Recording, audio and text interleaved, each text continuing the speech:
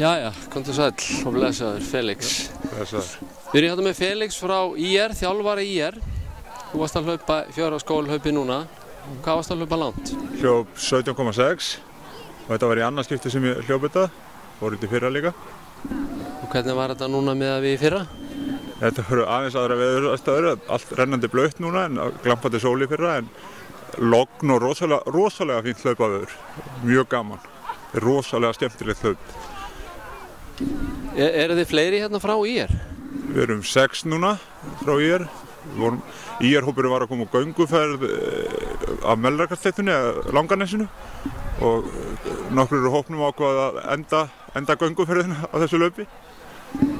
Hérna, hvað er svona sérstakt við þetta hlaup, ef þú kannski segir okkur örlítið frá því? Það er kannski að hlaupa í skóga á Íslandi. Það er ekki hverju einasta hlaupi en maður hleypur í mjög fallegu landslagi allan tíman og þú getur næstuð í tryggt að það er logn alla hlaupaleiðina. Þó það sé rigning þá hleypur í logni alla leiðina. En undirlagið, hvernig er það? Það er bæði möl og mold, malavegur og moldaslóðar og sérstaklega svona síðustu 3-4 kílómetrarnir þar eru moldaslóðar og ofsalega fallegt að koma loka kaflan í hlaupinu. Hann er mjög fallegur.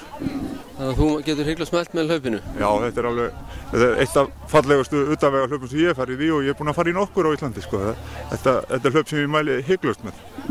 Takk fyrir þetta, Felix. Okay.